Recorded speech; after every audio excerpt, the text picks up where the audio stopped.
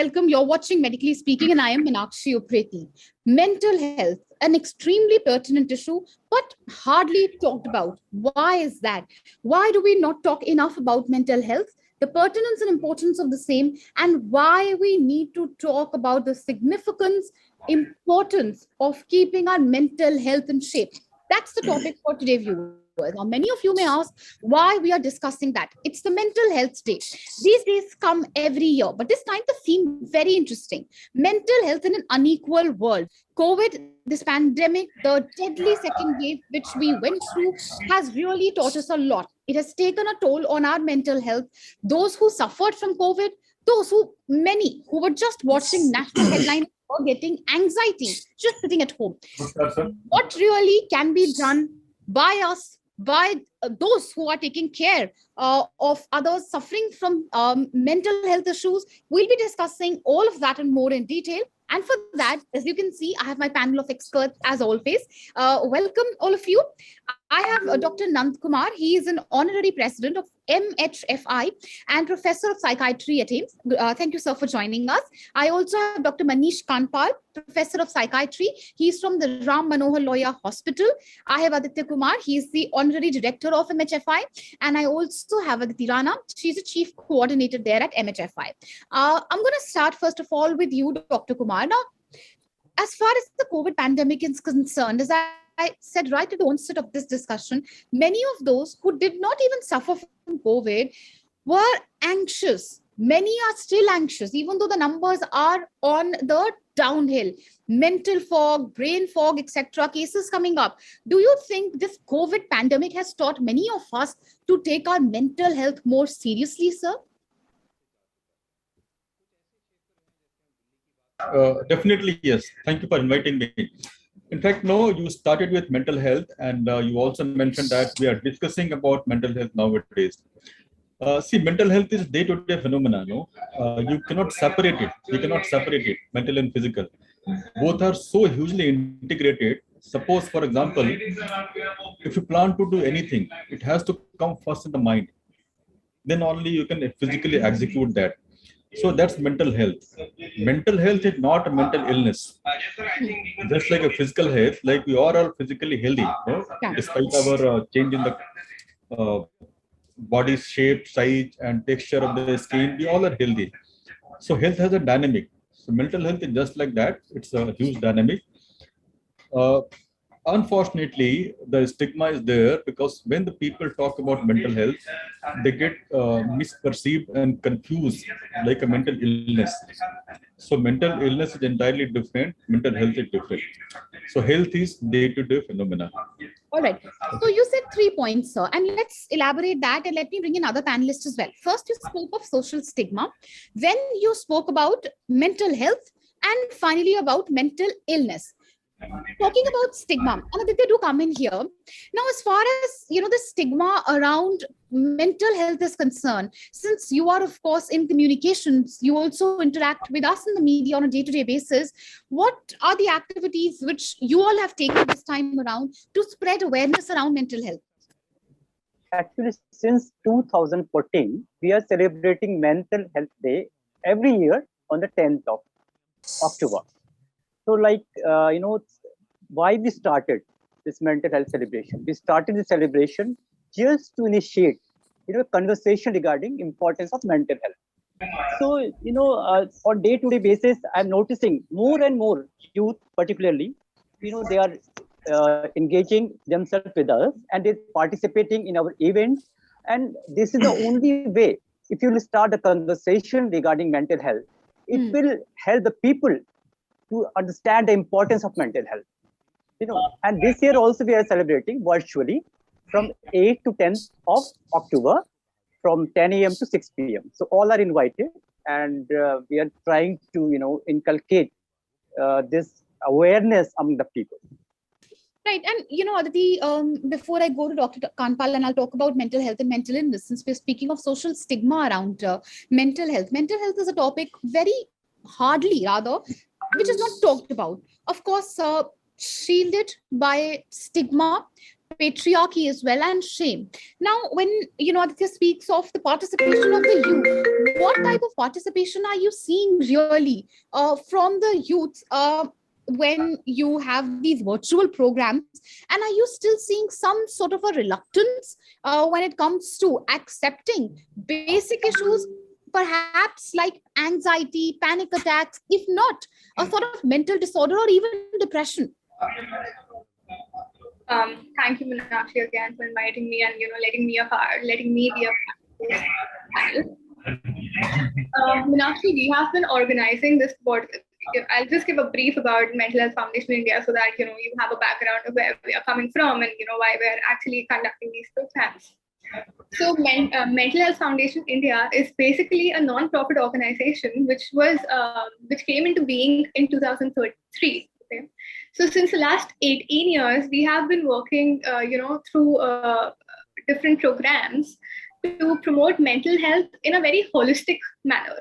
As Dr. Nand talked about that, when we're talking about mental health, it's not only mental disorders or diseases, but it's the overall well-being of a human. As we talk about our physical well-being, we exercise, we do meditation, we do yoga, we do jogging. Same way, when we're talking about mental well-being, we have to look at it from a holistic perspective, and that is what Mental Health Foundation works towards. Now, we have taken several initiatives through all these years. One being, our annual Mental Health Day celebration, which is on 10th of October, as Aditya sir mentioned. Other than that, we also happen to have filed a petition in the court to decriminalize suicide. Okay. Yeah. And when we are talking about mental health and when we are talking about stigma, then one thing that comes into picture is the language barrier that people have, right? Now, when we're talking about all of it, we are coming from a place that, we understand English, we understand these languages. But the majority of the population in India is Hindi speaking. And there has been a lack of any publication that addresses to this audience. So Mental Health Foundation. All right. I get your point. So of course, from regional differences to, of course, language barrier also exists. That's a very interesting point, because perhaps in metropolitans, mental health issue is more talked about, whereas in rural areas, I agree with you, maybe it's a topic which needs more attention. But Dr. Kanpal, come in here, sir. Okay, we've addressed the part of stigma, importance and significance of communication. Let's talk about mental disorders, sir. Now, mental disorders, we all know, is the second leading cause of disease burden when it comes to, overall in terms of years, or people who are living, with this sort of debilitating condition. Help us understand, sir, what are the alarming signs which one must watch out for? I think Dr. Kumar raised a very important point right at the beginning. When we speak of the difference, mental disorder, totally different, mental health, totally different. When a person starts seeing, signs which are alarm bells, which actually should sort of, garner a reaction from their loved ones, from those around, that doesn't happen. Help us understand, what are the alarm bells? What are the signs which one must look out for right in the beginning, sir? Very good. Good evening. First thing, Dr. Nand Kumar rightly expressed, there are two different things. One is the mental health, and second is the mental illness. And health we define as a very sense of not an absence of disease, but a sense of mental, social, and functional well-being. And it is the state in which a person can function to its optimum. This is a health concept. And second concept that we have said is disease. Like you already said, there is a lack of awareness in our country regarding the mental illnesses. It could be because of various factors, because of low education, because of low literacy, what we call as, because of decreased number of mental health professionals. This is also one of the causes. We don't have so much mental health professionals in our rural settings. So yes, this is one of the cause. Second, stigma. Even the people have the disease, they don't want to talk in public because of shame. This is one of the factors. And in mental health or mental illnesses, we say there are 2 or 3 broad classification of illnesses that we generally can say. One are what we call as anxiety disorders or a neurotic illnesses. Second are mood disorders comprising of depression and mania or a bipolar disorder. Third one is a psychotic disorder comprising of schizophrenia-like illnesses. And fourth, also very important, are substance use disorders, disorders of addiction. Okay. Right. So in the first group of disorders, that is anxiety disorders, what we say, the people are they're extremely worried, not able to concentrate in their work. They're extremely concerned about small petty things. They have the physical symptoms like palpitations, pounding of heart, restlessness, either in a particular settings, that is we call as phobias, or in a normal general setting, what we call as general anxiety disorders. Yeah. Firstly, OCD, what we call as obsessive compulsive disorder, was also part of this disorder, but now it is classified another. In this illness, people keep checking things, repeatedly But I tell washing you of what, hands. Now, I'm sorry, I'm interrupting you, sir, and you're giving a very elaborate explanation. One, India certainly, as you said, has miles to go when it comes to infrastructure in the mental health sector. We'll be talking about infra as well. Let's first talk about, the condition you said. You spoke of depression, you spoke of OCD, you spoke of palpitations, which are very early signs. Anxiety is high. Anxiety is, Dr. Kumar, do come in here. When a person goes to a counselor first, these signs, are they first even recognized as danger signs? Because now, in my mind, this just comes to my mind that it's very easy for the society to rebuff this as something which is very generic, not as an alarm sign. And that is when the condition becomes further more debilitating. How do you nip this problem in the bud, sir? Okay, we can just try to have some analogy like a fever.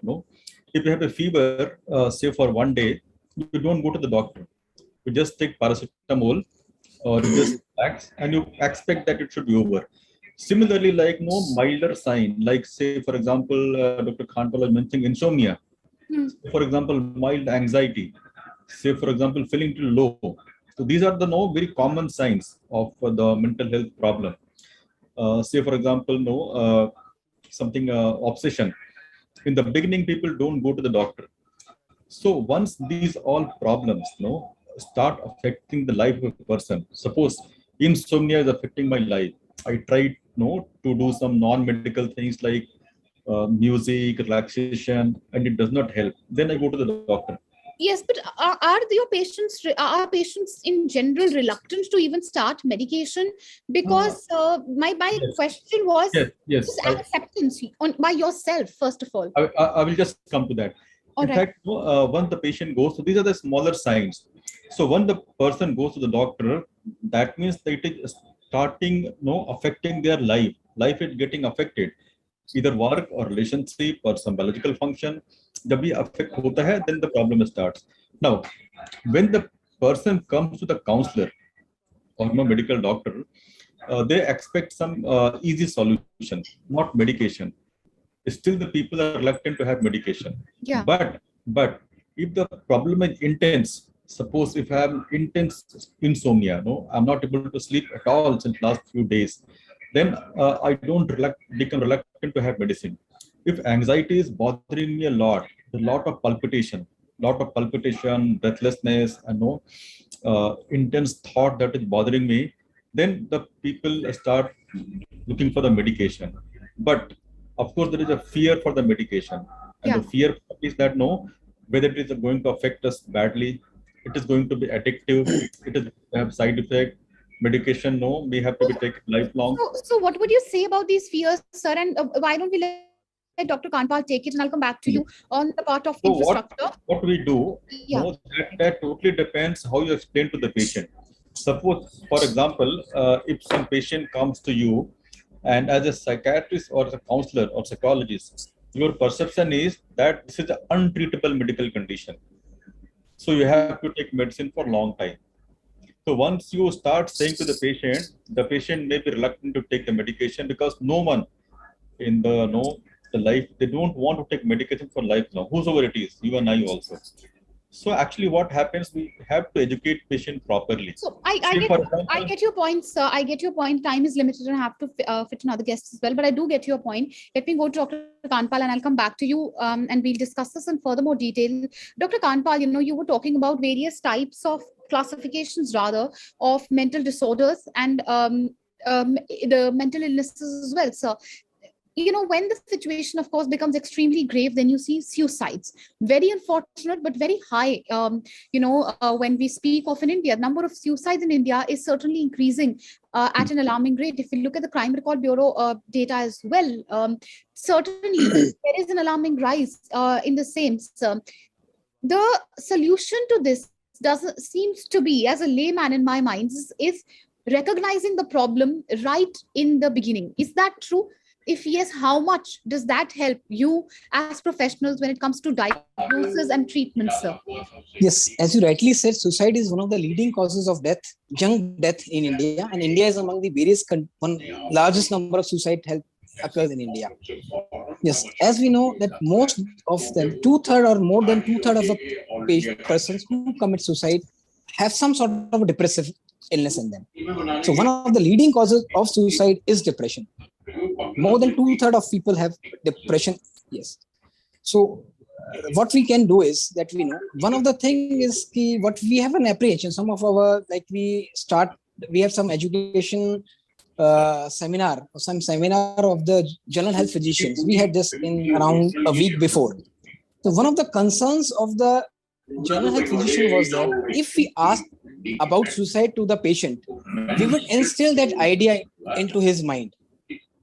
उन्होंने पूछा हमसे कि sir अगर हम patient से पूछेंगे, उनका यही वर्ड था कि भाई आपको मरने का मन तो नहीं करता, सुसाइड के विचार तो नहीं आते. I get your point. You instill the idea. So how do you refrain from that, sir? Yes. So that is what our point is. No. Every patient who is coming to you with symptoms of moderate to severe depression has to be asked about the question of suicide. All right. And if the patient is saying yes, and have even thoughts of death wish, I don't want to enjoy living. I should die. Not active ideas that I would hang myself or I do something, but a passive idea. Yeah, even harboring the ideas, of course, that has to be taken very seriously. Very seriously. And these persons has to be referred to a mental health professional, either a counselor or a psychiatrist. One. The second thing, how affordable is mental health treatment in India? That's my next question, sir. Because I think someone right at the beginning, Aditi, I think spoke about the rural-urban divide. How affordable is this to begin with? Can everyone access mental health professionals like yourself? Because I'm not too sure of that. How far is that? How far is that it's an issue in the tier 2 or tier 3 or even rural settings. It's an issue. So for that, what we can do is, what we are planning to do is through digitally, we are trying to educate the general health practitioners out there about the common mental illnesses. We have run a program. We started running a program in which of a particular district, the 5, 10 leading physicians or government practitioners who are there. So this can be one of the way in which. So I'm asking actually, I want to broaden this debate and talk. Yes, Dr. Kumar, do come in here. I actually not just wanted to talk about how much does it affect a person's pocket. I was also talking about the mentality of consecutive governments of India, not a particular government, because our healthcare spending has always been abysmally low. The amount which the Union Health Ministry gets, I believe it's not even 7% of that. The money itself is less, and not even 7% of that percolates to the mental health sector. Dr. Kumar, is that type of money enough? Two aspects, no? Okay. Am I audible? Yes, you are, sir. Two aspects. One is the treatment access and cost of treatment. The treatment cost is, in fact, access is much better in India if you compare to the other countries. Say, for example, US, it's very expensive to have treatment for psychiatric condition. UK, it's very expensive. India, it is much cheaper, in fact. Like for NHS, UK, you may have difficulty in contacting the doctor, government doctor, maybe for 4 to 5 months. India, no, it's, I think within a week or perhaps day, you can contact the doctor. The treatment cost, there's a huge difference. We are much economical than the US, UK, and other European country. So access to treatment is there. The treatment cost is much less. Another part is no the doctor's availability. What Dr. Khanpal is mentioning. Uh, this is a difficult area because the distribution of the doctor are quite unequal. In Huh. Delhi, you will have 150 psychiatrists. In Arunachal Pradesh, you have 2 psychiatrists. Ranchi, you have 20 psychiatrists. No, something like that. So this unequal distribution is important, and that may be addressed by various means. One of the major aspect of not getting treatment is the awareness. What Aditi was mentioning, we have a Hindi Mansik Swasth Patrika, Hindi magazine for Hindi area, no rural area. They don't understand the English part, and we offer the mental health education in a very simple story format, and that is one of the way to perhaps make people aware. Hmm. And I'll tell you why I asked you this, and Dr. Kanpal, if you could come in here, and then I'll take a final question from all the panelists, sir. So, when we speak of mental health, and I'll use a term which is used very colloquially, and rather very unfortunately, is that mental illness is a disease of the rich. And I'm sure as a psychiatrist, someone who belongs to this field, you've heard this line. The stigma is deep rooted, sir, isn't it? Because many believe that those who can afford, psychiatrist, psychological help are the ones who are complaining or even speaking about mental health issues, whereas in rural issues, it doesn't exist. But that's not really the case. Even according to WHO data, 80% of people living with mental illnesses are from rural or rather low-income countries, not from the developed world any which way, sir, isn't it? Yes, the mental health, there's no economic divide in mental health. It's equally prevalent in richer or higher socioeconomic condition. Even we see there's a much more prevalent in the low socioeconomic conditions. There is basically what we call as a shift and drift. Even a person who's more or less a middle income group, if he has his family members have suffered from mental illness, slowly over the process of time, we see shift to a lower socioeconomic. There's no as such divide. What we call is a hello. Yeah, I can hear you. I get your point, sir. Please go ahead. So what we see is mental health, the mental illnesses are equally prevalent or even much more prevalent in a lower socio-economic class of people as compared to a higher economic class. And it is coupled by the fact that these are a set of people who are certainly much more reluctant to go to the doctor, considering the socio-cultural background.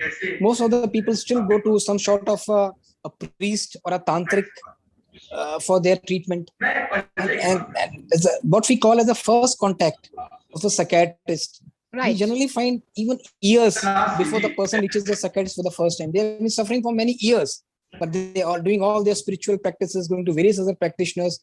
But and perhaps the time when someone even goes to a spiritual practitioner to lower their mental burden, it is sort of like counseling. Of course, it doesn't. I don't know how much it helps, but it is a cry for help, something which is ignored by the society, sir. I'll come back to you. And since we're speaking of social stigma and messaging, let me bring in a quick last word from Aditya and Aditi, and then I'll come back to you for a final word. I'm not too sure if we have Dr. Kumar's connection with us still. Aditya, one more question to you before we wrap up.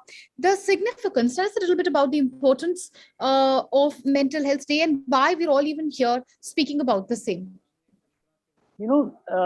In our country, not in our country, but worldwide, we know the importance of physical health, but we don't understand the importance of mental health, because in 2017, our Honorable President of India, Nath Kovindji, rightly said, he said, India is facing a possible mental health endemic. Why he said? In the same year, a study was being conducted. And it was being revealed that 14% of our country's population is suffering from one or other kind of mental illness, either depressive kind of or anxiety kind of. Due to stigma attached to this, mental illnesses, patient is not able to go to doctor. He avoids to go to doctor. Yeah, and this is a very high time when we should create more awareness. And Mental Health Foundation, and you recently, just now you asked Professor Kandpal regarding suicide. Suicide phenomena, we are already working. Mental Health Foundation in India is already working with Tihar jail inmates. In Tihar jail, 16,000 inmates are residing. And our Mental Health Foundation is working on the various issues like suicide issues, anger issues, and substance use disorders. We are trying to help them. And this is second in the world after US. So importance is no doubt very much, but ignorance is there. So we have to make there, right, and that's an area which we need to work on. And of course, as we likely very extensively discussed about the need for emphasis in rural areas, and the need to mitigate really the unequivocal distribution of professionals in rural and urban India. And Aditi, since by the looks of it, at least you look the youngest in the panel. Around mental health, there's always discussion of social media and mental health. You all, of course, are using social media, channelizing the power of social media for good to, disseminate messaging around mental health, but mindless scrolling.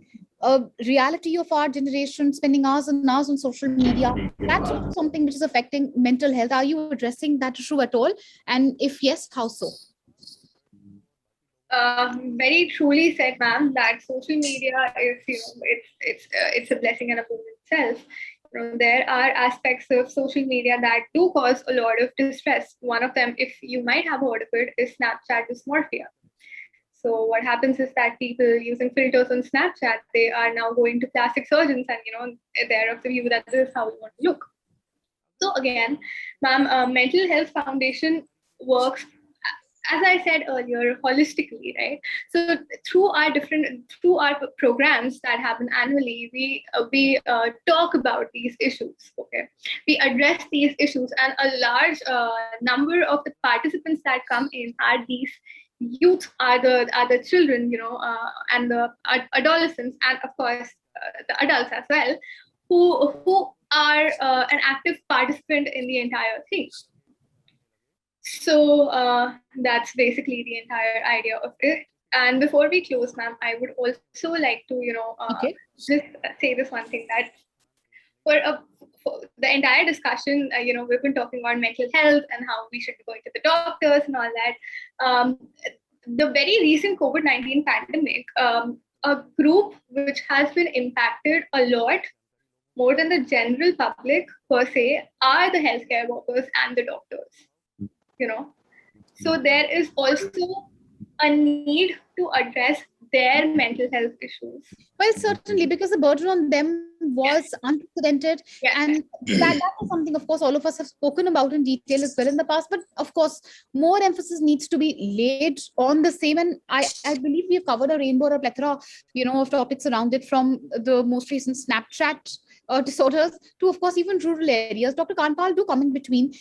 We started with discussion around pegging it around COVID. Let's send it with the same. COVID-19 pandemic has brought mental health issues back in the limelight, because many people very openly spoke about the sort of anxiety, depression, all of the mental health issues that they went through because of the pandemic. How do we continue this momentum of spreading awareness around mental health issues? It shouldn't be that tomorrow COVID is a thing of the past and then we go back, of course, to our lives and treating mental health issues with as much apathy as callousness as we were maybe a year or two ago. This is what we say. This is a high time regarding we as a society realize the importance of mental health and mental illnesses. So it is not what we say a single person or a single organization cannot help in it. It's a whole society, from the mental health workers to the governments to the society as a person, all of as a whole. If we pitch in, then only we can spread this awareness, and as a society we can be a mentally healthy society. Right, and that, of course, that was the aim today when we all got together and spoke about mental health issues. And I really hope, as I close, that we have been able to reach out to our viewers and spread at least some awareness around the issue. I hope the viewers, if you know anyone who is suffering from mental health issues, reach out, of course, to a counselor, as the team of experts present here said, from social media to, of course, physical needs, all of that available for you. All we need to do is take initiative, accept that if there is a mental health issue, acceptance, early diagnosis certainly seems to be key. Hopefully, our messaging really has reached the right people today. All right. Thank you so much, all of you, for joining us. Next week, we will be joining you once again at the same time on the same channel. Thank you for watching.